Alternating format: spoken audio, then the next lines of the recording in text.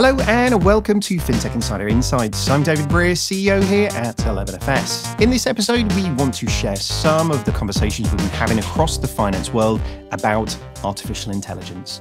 We're all talking about it, and GenAI shows no sign of slowing down in financial services. Wherever you look, banks are investing in both people and the tech to drive forward their AI capabilities from back to the front office as well. It is an exciting time to be in finance. I always say this, it's the best time to work in finance, especially if you're doing anything with AI right now. Now, if you're an avid follower of our YouTube channel, though, you will probably have seen our Spotlight series, where we invite leading industry experts to discuss the biggest subjects in finance and fintech. So we wanted to share two of our recent AI episodes with you here on Fintech Insider.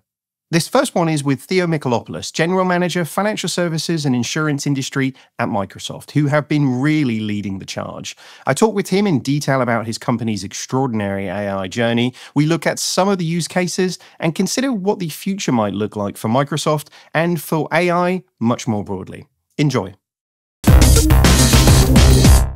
So what we're going to be doing today is talking a little bit about Microsoft's AI journey. I mean, this is, as we were talking about before the show, I mean, this is a journey that is very much beginning in terms of the whole world, in terms of where AI really is. We're going to look a little bit about the challenges that we've seen in 2023 and everything that is ahead of us.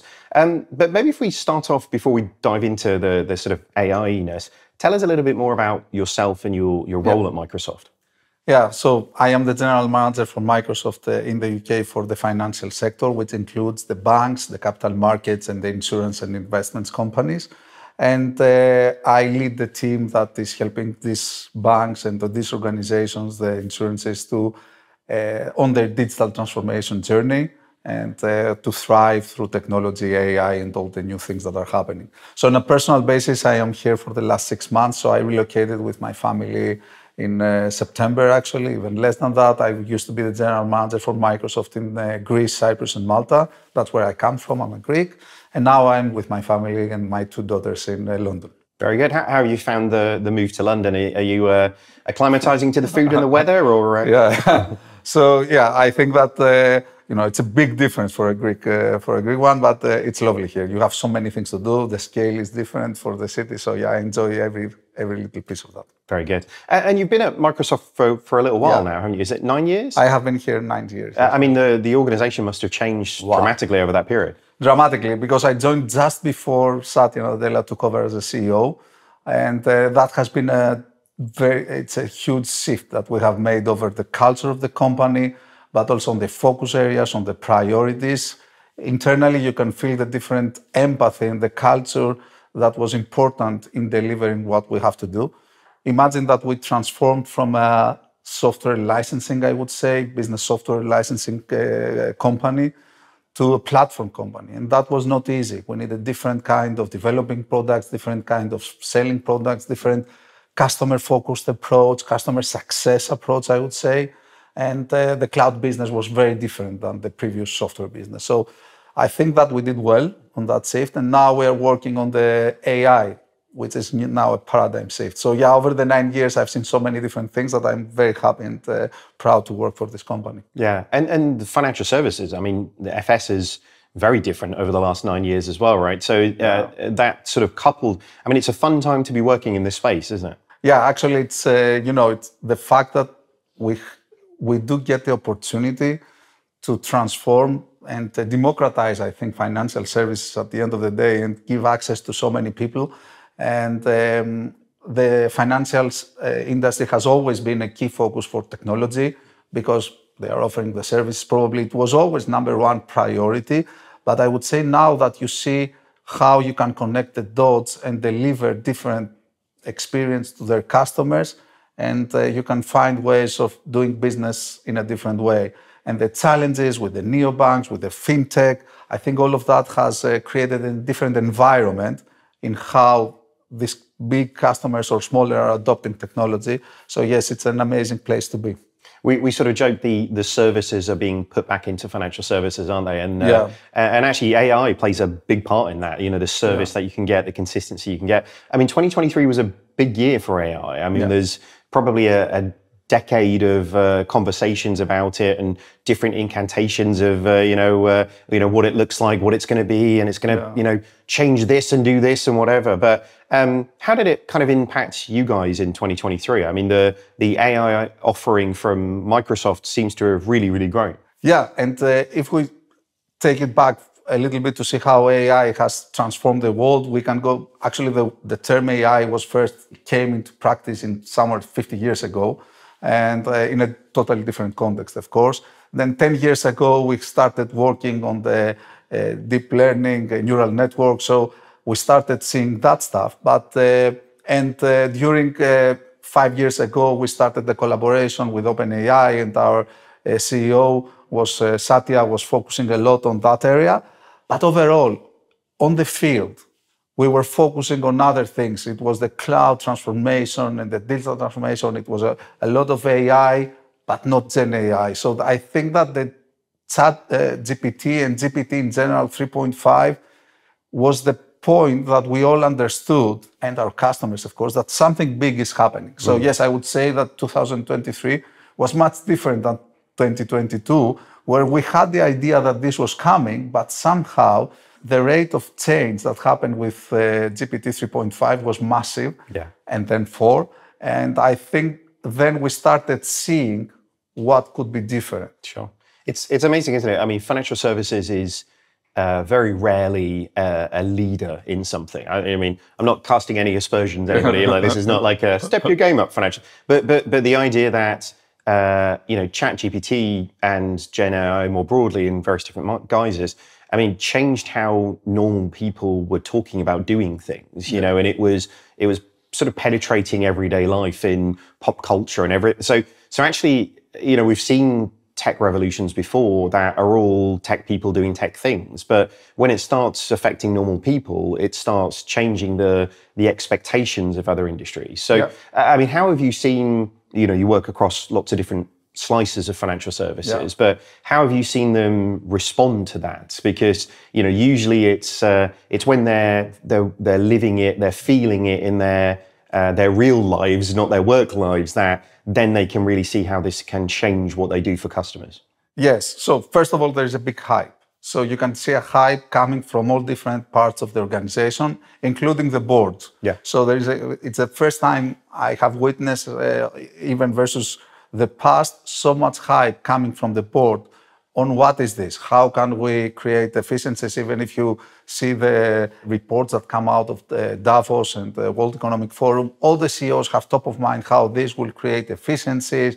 It will help us do our customers more happy and all that stuff. And I think the hype is there. So now, taking a step back, we have to remember that FSI and especially the banking world, it's very regulated. And this is a probabilistic kind of approach versus a deterministic. So we have to remember that we need to do the usual stuff in terms of regulation, which is the right governance in place, the right controls, the right security, and the right things in order to ensure that this will work out. So everyone in this industry is taking a step back in order to ensure that everything will work as it should, with the human in the loop whenever especially in the beginning of this journey. So we all have this kind of approach in FSI, but we've seen already customers moving in this direction. So on a Microsoft basis, I have to say that one of the key things we did is that we utilized GenAI for our software as a service products, if we can call them, like the employee capabilities, and I'm talking about Copilot, M365 Copilot. And this is big.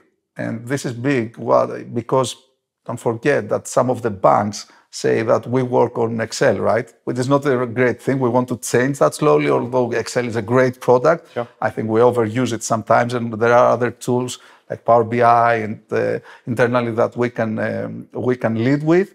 And this is, however, if you have a Copilot on Excel, it totally changes the way you work. So these are the things that we're seeing happening, and slowly we will move from using an M365 Copilot to delivering a bank's Copilot for their customers and for what they do best, and an insurance Copilot, underwriters Copilot. and that's kind of stuff. Well, and that fundamentally changes the service of an organization there, doesn't it? Because you're actually helping people make better decisions, which ultimately the regulator likes. The regulator wants customers to be treated fairly across the board, whether it's Singapore or the UK or wherever, right? So that is based on data. That's based on having good, timely data and access to that, isn't it? So, but what do you see the challenges then? Because to your point, this is AI has been around for a long time. AI covers a million different things. It could be, GenAI is a slice of how we sort of interface into the algorithms, but actually those things learn. This tied into what's happening in robotics or, to your point, the data connectivity and cloud computing. It feels like there's a real sort of confluence of forces that means people can provide services that they've never really done before, which is exciting again, isn't it? Yeah, and David, I would start, there are a few challenges. Again, this is a paradigm shift, so there are challenges around. The first one, you very well said it, is the data. You need the quality of the data, and you need the right data at the right time to utilize and make the right decisions. Because if you use wrong data, you will make the most confident mistake ever. And that's why we need to ensure that we have the right data infrastructure. Sure. Are the modern financial organizations today in the right place to do that? Let's be honest, there is a lot of technical debt, especially with big companies which acquired smaller banks, for example, or insurance companies. And that's a first step, because the new world requires the right data at the right place, with the right way of accessing controls, security, GDPR, all that stuff play on this equation. Yeah. If you get this right, the outcome of any GenAI scenario, it will be perfect. So the one is the maturity in the technical debt, the data infrastructure you have in place, and that's something we are working on. Because let's be honest, it's one of the things, the technical debt that we have in some organizations, we are a little bit behind, and we need to support and empower to move forward. Yeah. And so I would say that this is probably the biggest challenge. The other one is about the regulation and the security controls we need to create and the governance we have to take in. It's something new, because it's not only a technical transformation, it's a business transformation, sure, the way you utilize GenAI. And that's an interesting one, because now we need to get all the business people involved in what exactly is this and how we can do things differently. Because if you use the existing processes and you use GenAI to solve, you will create some efficiencies. Sure. But magic happens when you think, I don't need this process. I have GenAI. I can do it in another way that will unleash powers for a bank to do what they're best at. Work with customers, provide loans, create investment ideas, similar for an insurance company. And as you said, I think it's democratizing many things, because underwriting, you can do it on factful approach using different stats, numbers, and you can take some of the biases that, let's be honest, humans have.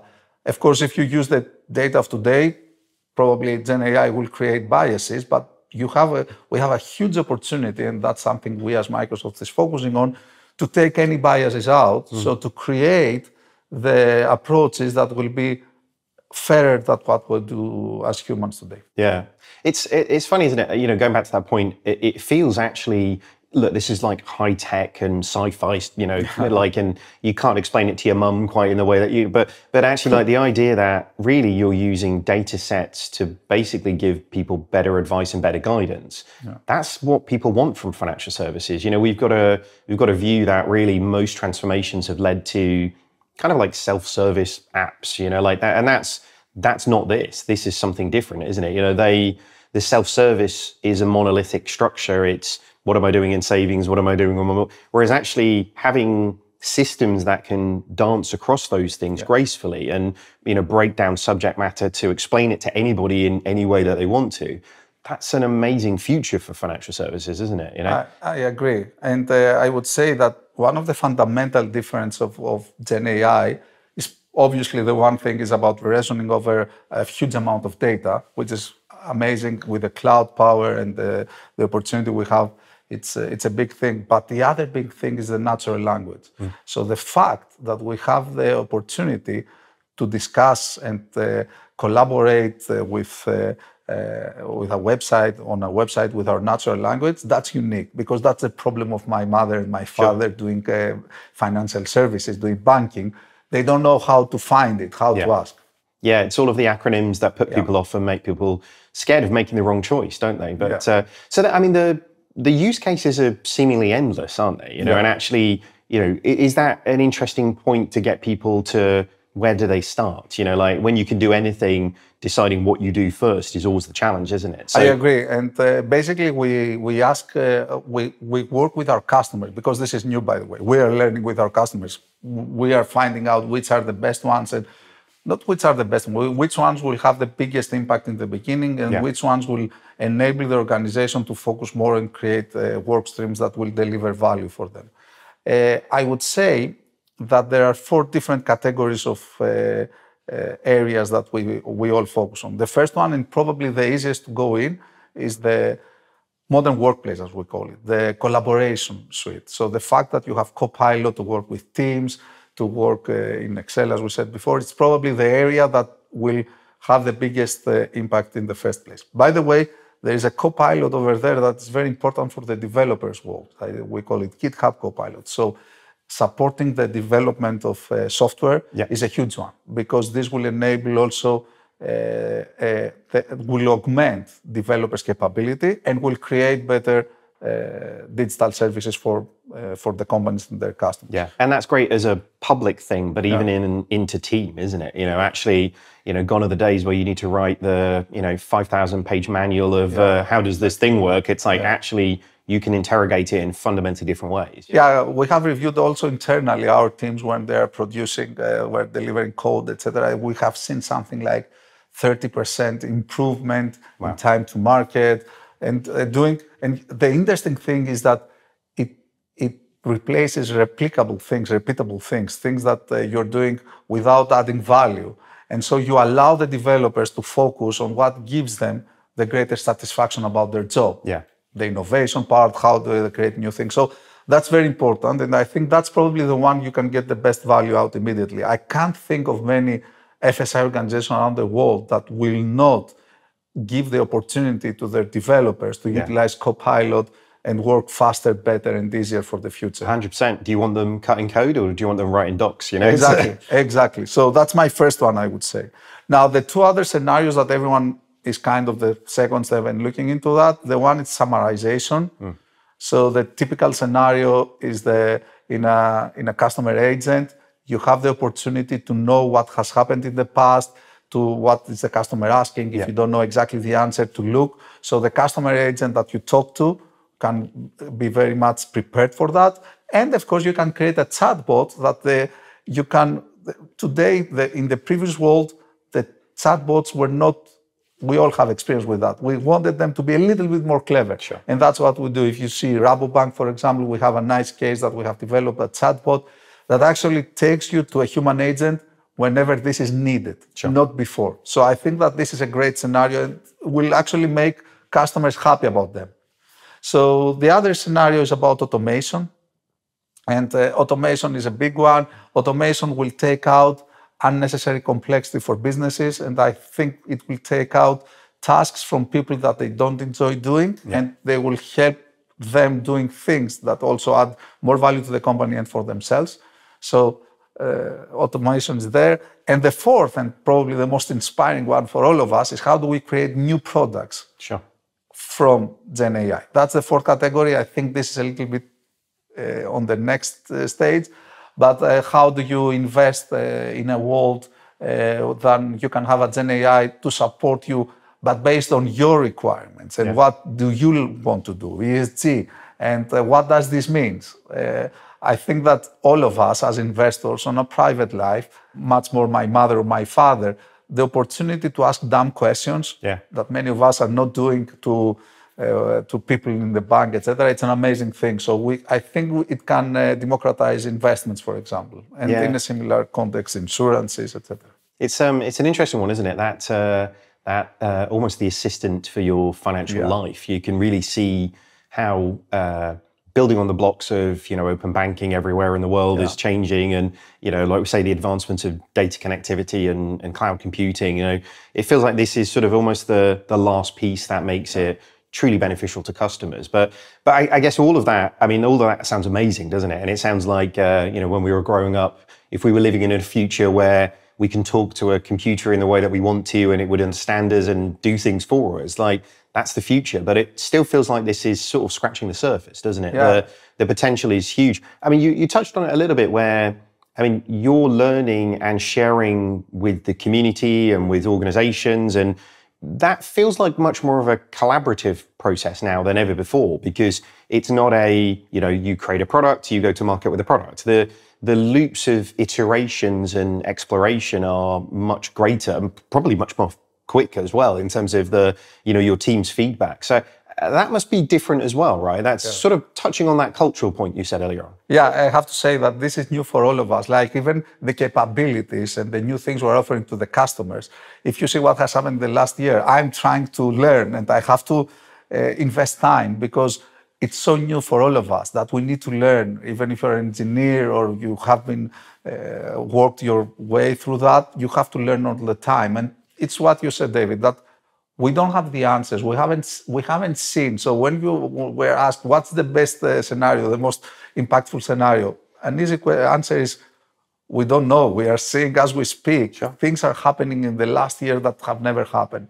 Now, having said that, I think that the opportunity we have is to connect the dots, doing the right steps, taking the right processes. It's all around the governance and how we create the right thing. And we have some insights on how this would work. So yeah, it's a collaborative thing, and we have to bring the best of our people, of our customers, and what people want, and then we will.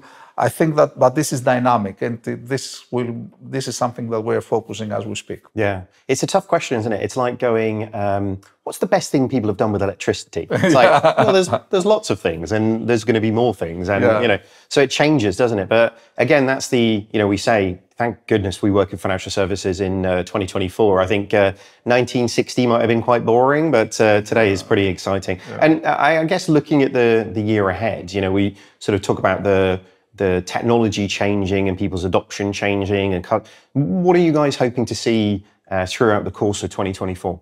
So basically, I think that there are two different levels that I would like to think that we're working, for example, in the FSI sector in the UK. The one is continuing to deliver the transformation on the basic things. It sounds a little bit strange to call basic a cloud transformation or ensuring the data structure, you have the data infrastructure to support all that, or you digitize some of the processes you have. But this, for the GenAI world, these are the things you need to have in place. So managing the technical debt is a big thing that we're doing. At the end of the day, GenAI cannot work. There will be small language models that can work on-prem, but in general, you need the power of cloud to deliver most of the scenarios we are aspiring to get that. So basically, one of the work is working on the basic things and managing the technical debt that we have in the FSI world. And the second one is to work in scenarios, pilot, create some MVPs, and then seeing where we get the best value out of that. By doing that also, you will ensure you understand where in the organization you have the opportunity, what you have to do better, who is going to develop this. Because don't forget, we're developing applications, right, at the end of the day. So you need a different way of thinking about different places in the organization to drive that. So by doing some pilots, we will understand, and our customers will understand together where we need to push more and what we need to do more. And by that, I hope that in the next year, it will be the year that we will start creating scenarios that our customers will create impact for their customers. So my vision is when when a customer of a UK bank will say, wow, that was cool, that was important, I saved time. Yeah. And how we will create a better satisfaction rates for customers in the UK, and how at the end of the day the banks in UK will become more competitive versus others. In US, for example, that is typically a big financial market as well. It lets digital scale in such an amazing way, doesn't it? And that's really exciting. It's interesting when you sort of touch on the I mean, there's loads of construction going on around London. If you don't get the foundations right, the tower's never going to be as tall as you want it to be, isn't it? Exactly. So we sort of saw a similar thing, I guess, with mobile banking, where mobile banking in financial services, it was almost the first time people were really getting to deal with microservices architecture and everything that went with it. So cloud has always been look, this isn't about where do you have your data center, it's about a fundamental operating model shift, isn't it? And this feels like almost the next step to get people to go beyond robotic process automation, go beyond just where you have your data center to really having digital capability in the back office, which is exciting, isn't it? Yeah, two things I would say there. The first one is that probably we will keep needing RPA and we will keep doing some of that. And I believe in a hybrid world, especially in FSI, you will always have the on-premise world. So some of that will be there, but there will be some of the things you are doing today, you might be okay doing them this way because it doesn't make sense to move everything in the other way. But I do believe that we need to focus on how we can do things differently, because it will be inevitable that in order to follow this world of GenAI, you will have to do the things differently. And on the second topic, I have to say that I still remember customers trying to migrate on cloud using architectures from an on-premise world without the microservices. And it was amazing to see the challenges that were created and the pushback that this is not delivering and cloud is not working. And suddenly, when you're modernizing and re-architecturing, and maybe, I think we were moving to cloud some of the applications that no one was using because it was legacy. And so thinking about which applications need to move to cloud, which applications we don't need, which of them will be re-architectured. So this way of thinking, I think by definition, this will create the biggest benefits, even in a GenAI world. Which ones do we need? Which one we will replace with GenAI? Which ones we can do in another way, so we don't need that? So yes, I totally agree with David that this is a new way of thinking, similar to what was cloud, even more, I would say, in some perspective. And yes, and ultimately, I have to say that imagine a world when it's more outcome focused. Like imagine where you don't have to go in your application of the bank to pay something, you can just say to your phone that I want to buy this, just send it to my place and pay via my X-Bank account. And all of that would happen in this store, in this size, in this bank, and with the security guidance on that. It's not now, this will happen many years, but that's what GenAI can offer. Yeah. It's exciting. I know I've said exciting about 1,000 times in this interview, but it really is in terms of where we can get. Sadly, we have run out of time. So can you tell us a little bit more about where people can find you and all the great work that you're doing? So I would suggest that everyone checks out www.microsoft.com/AI, where we have all the latest info about where technology is going. And of course, you can connect with me over LinkedIn. Very good, very good. Have a great week, everybody. Goodbye. Really, really cool stuff happening at Microsoft. It is great to get Theo's perspective on AI. Next up, we speak to HSBC and SAS about the evolution of AI specifically within financial services. So don't go anywhere.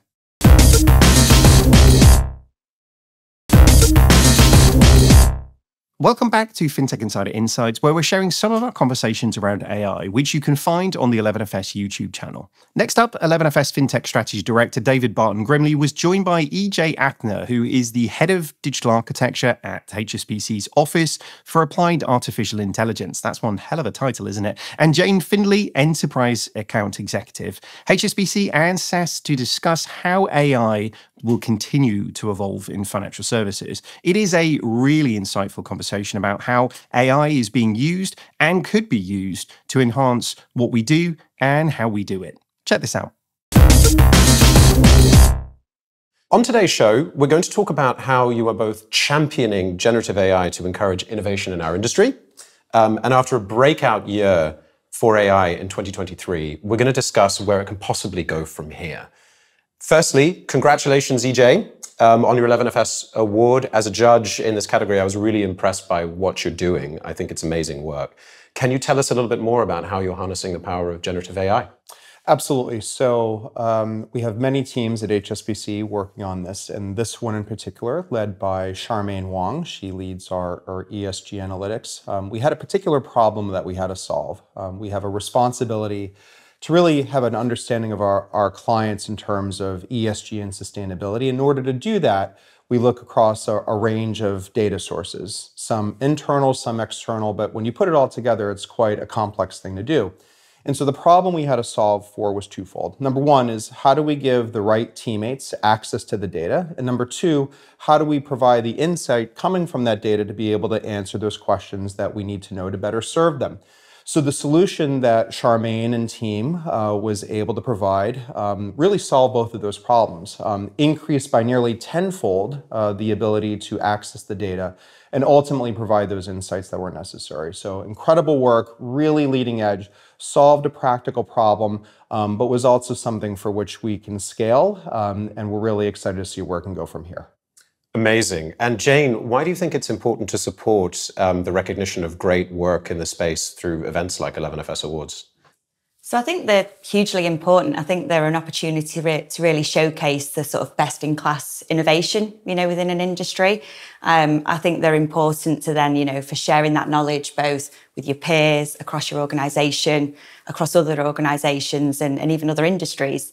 I think what they do is then they sort of inspire others in terms of exploration and creativity to looking at, how that could be broadened out to other use cases and other potential areas. So really then driving that next level of innovation. Amazing, and championing the great work that you're doing at HSBC. EJ, you mentioned ESG, and I think in your acceptance speech you said AI for good. It'd be good to unpack what that means for you in an HSBC more broadly. How are you thinking about using AI to deliver and drive the sustainability agenda? Sure. So let me talk about kind of the big picture and then get a little bit deeper from an ESG and a sustainability perspective.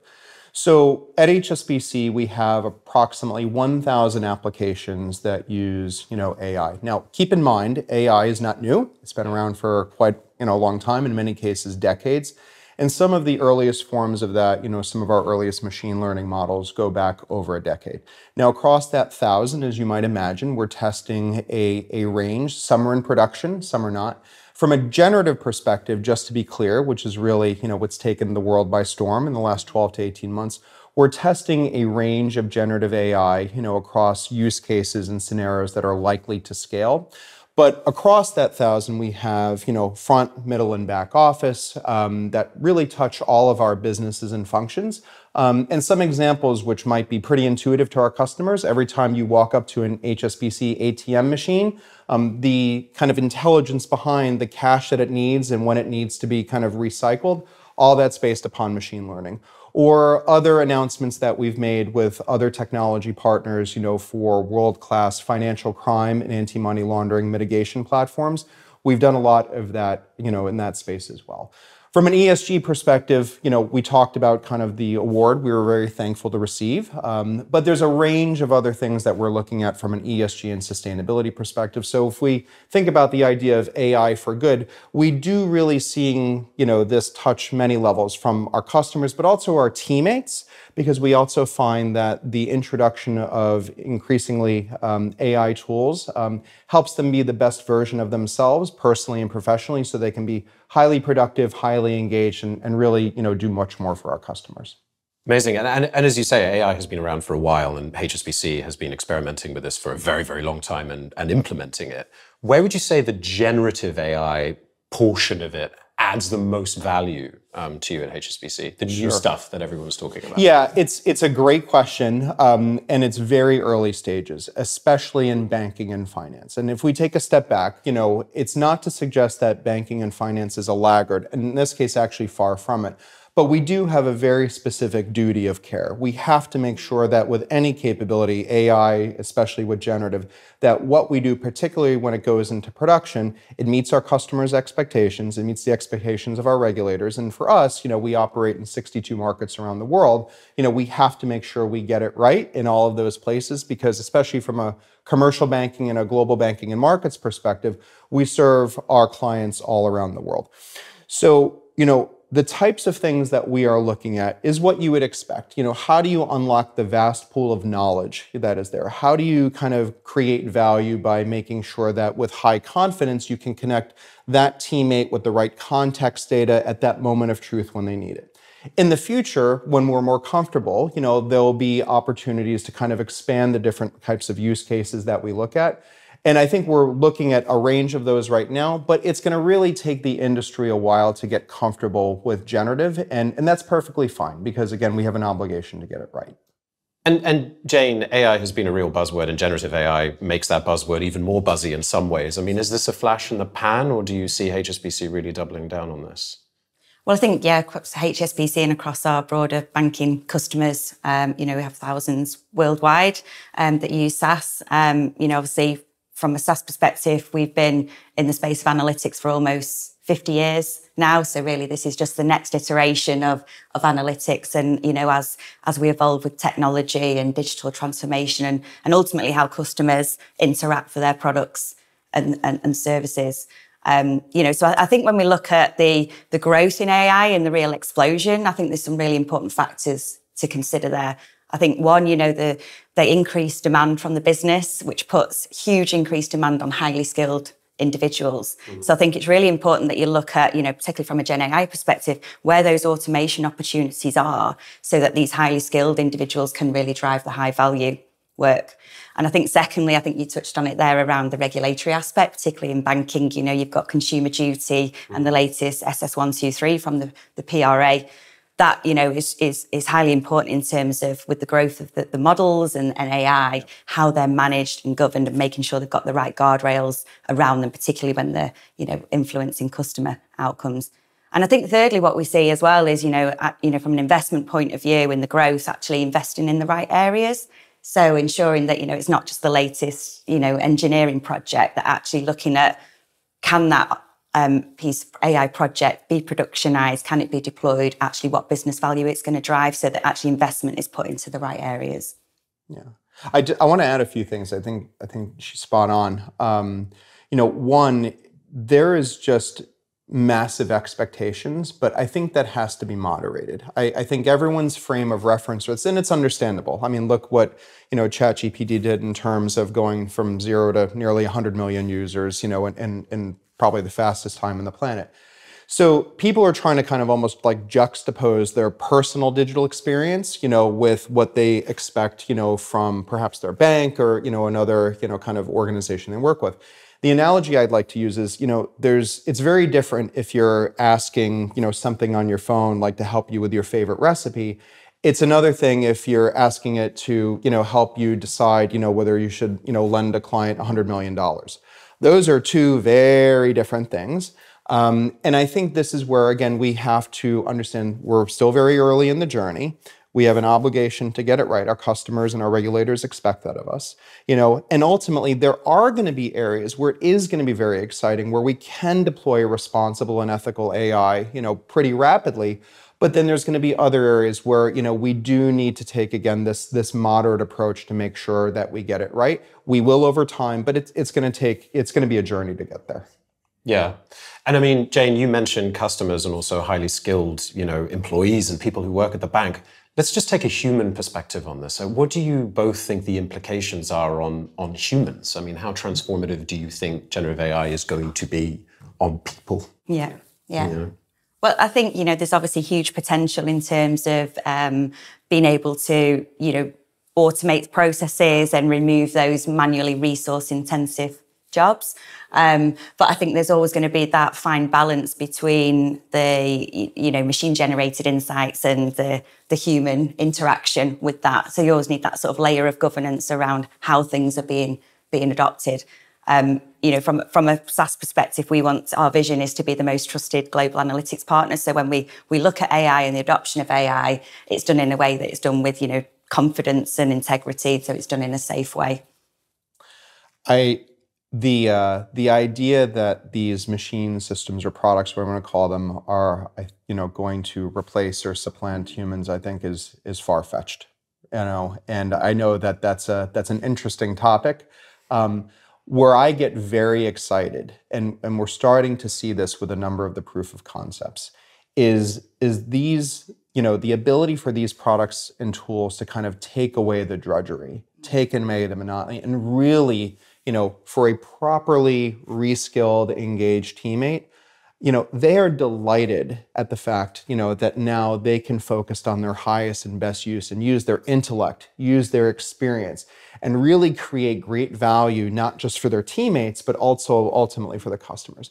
So I'm doing this with a passion and a mission because, I truly feel that the deployment of responsible and ethical AI, in HSBC and certainly elsewhere, will unlock vast human potential. And it's that idea, and I didn't come up with the term, I make no claims to it, but this idea of hybrid intelligence. It's you really have, the best of what you bring, to drive forward a positive mission for the benefit of your customer, but you have now a brand new set of tooling that can help you do that unlike you have ever before. Now that's also going to be a journey because it's going to take a lot of work and effort, and partnership to really make sure, that those teammates are properly reskilled, that their roles are configured in a way that can take advantage of this capability. But, I'm very excited about this because I'm starting to truly see the benefit of what this can bring to the teams, which ultimately are going to benefit our customers.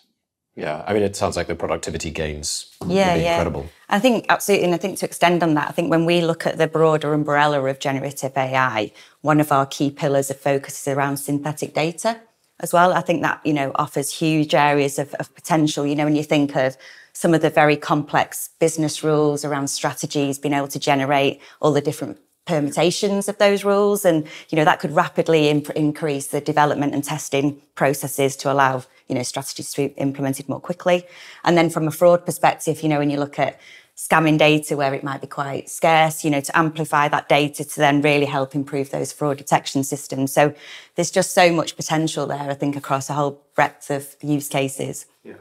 Yeah. And banking and office processes and work life and jobs really haven't changed that much, I guess, in the last few decades, even with software. I mean, there's a big story about how, software hasn't really changed productivity. And all of a sudden we see generative AI maybe as being this tide of potential change through data to make things better. And that sort of leads on to my next question for you, EJ. Do you think we're seeing more value maybe in the back end? I think a lot of what we've been talking about are back-end processes and back-end software to enable the front end versus actual front-end applications that customers can use, which are generative AI maybe first as an interaction point for the bank. Sure. So let's take a step back and separate AI from generative for a moment. We, as well as others, there's plenty of examples of full front-to-back, end-to-end customer journeys or business processes that have integrated AI. I cited some examples before. There's plenty of examples out there, and those truly are, end-to-end experiences, whether it's, helping to obtain a loan or onboarding, whatever it is, even kind of customer servicing. I'm sure all of us have interacted, with chatbots or customer service agents. And underneath that, again, is what we would call traditional or classical AI. Now, when you jump ahead to understanding kind of where things may go, again, this is where I want to kind of caution, and say, well, while the enthusiasm is ultimately there from a generative perspective, the reality is that, again, in order to make sure, you have a traceable, trackable business process that achieves the outcomes for the customer, for the regulator, for the bank, we're not there yet. We're not there. And I think what's likely to happen, and the idea that we just have kind of cast aside decades of design thinking to really kind of, all of a sudden put that aside when the reality is, what problem are you trying to solve? And ultimately, how do you kind of create a very, good and effective way of kind of getting there? I think what will end up happening is as the comfort level of deploying specific and targeted generative AI in certain pieces of the process are mature enough, you'll start to see that. And over time, with the right level of both ambition, but as well as maturity and capability, more and more of that end-to-end process, will be optimized, just as it has been. People asking financial institutions for money is not something that's new. This has gone on for effectively hundreds of years. How we go about it is ultimately being transformed each and every day. So my prediction, if you will, is that, each part of that process will become optimized over time as the technology matures. Amazing. Jane, your views? Yeah, I agree with everything you've said there. And I think, some of the real value is in that, that over time, that integration between the front end and the back end and, looking at customer interactions of, how you can do that real-time decisioning. So based on the insight you glean from the customer, being able to, change that direction in terms of outcomes. But it's a long way to go because it has to be very carefully managed in terms of, dealing with sensitive situations. Particularly, one area talk to banks around is around collections and recoveries. It's a hugely manually resource-intensive job with contact centres and can, have bias in there in terms of how different individuals manage that. So, the potential there to remove that bias, but doing it in a careful, managed way because of the ultimate treatment that concludes with the customer. Yeah. And the consequences of making a mistake in that context are absolutely phenomenal. It's a very interesting balance between, human, hands working on something versus a machine that you trust. Which do you trust more, and which has the right kind of compliance? And the scalability of things going either right or wrong really quickly. And I think probably also the reality that is, as much as we're here today talking about, an institution's ability to drive responsible and ethical AI, the reality is, and let's be very pragmatic, there are bad actors out there, who are going to be equally leveraging these capabilities, to commit, fraud and anti-money laundering. And we have to be as, if not more vigilant, to these types of things that we're going to have to mitigate, which is really also going to drive a lot of this forward. Not so much you asked the question around kind of front, middle, and office, which I think is there. We kind of talked about that, but we also have to recognize that there are going to be a range of bad actors who are really trying to do, bad things against our customers too. If anything, it sounds a bit like an arms race, right? Just reading our notes actually on, why we gave the award to HSBC, and I think this might just summarize the discussion that we've been having, to quote, unsexy plumbing, but critical. And I think that is exactly, where generative AI comes in. Is it's just critical for the future of where we're going. We've been talking a little bit about the future quite a lot, actually, in the last 5 or so minutes. So the final question here to both of you is, where do you see AI broadly going from here? And maybe just to nuance the question from the discussion before is, are there any specific things that you see happening in the next few years that will make a change or that need to happen to boost the adoption of AI? I think from my perspective, it's amazing to see where we've come from in terms of the growth and the trajectory that we're on. I think there's so many, use cases out there that are still in that sort of exploratory mode that haven't yet been adopted, and there's, huge potential there. And then a whole bunch of areas that are still yet to be discovered. And like you said before about the awards, that sort of learning from others and driving that next level of innovation. And I find it really interesting, when I look at my children who are like living this, they'll spend hours in the virtual world of Fortnite and Roblox, interacting with their friends, virtual reality. And I think, well, that's the world that they live in now. What are their expectations going to be as a banking customer when they come to interact with their products? Will they expect to walk into a virtual bank to apply for their mortgage, and have that sort of interaction? So I think it's going to be really interesting times over the coming years to see where this goes. Yeah. I mean, I think if the last 12 to 18 months is instructive, it suggests that we our ability to kind of predict with certainty is getting less and less each day. That said, I go back to the following, what I would call like first principles. So irregardless of where the technology or kind of a multiplier effect of a range of these technologies go, if you bring it back to, your core principles of, who you are as an organization, what is your purpose? What are you ultimately trying to do, for your customers? What is the type of environment that you want to have for your teammates so they can achieve their personal and best self? That journey is going to be complex. That journey is actually moving faster than it ever has before. And if you allow for a thought exercise for a few moments, not just to kind of look to the next 12 to 24 months, but beyond that, I mean, it's likely, that we're going to see a combination of things. Certainly the maturity of generative AI. What does it mean when kind of quantum matures as well? Because those two things are going to be increasingly interrelated. the access of data, and it's going to be very interesting because, historically in a world where, there's been great transparency over data, the ability for data to be accessed not just internally but externally and to be fed within models like large and small, like there's a lot of intellectual property concerns here that also really need to be kind of thought through. And I think that's going to be very challenging. And then I think lastly, once these systems or agents, if you will, and there's already the beginnings of the early stages, what happens not so much when institutions, but individuals almost have their personal digital AI agents interacting on their behalf?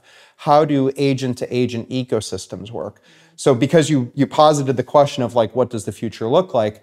I mean, these are just but a handful of variables, and then what do we have to do as an obligation to make sure that we are safe and secure and sound?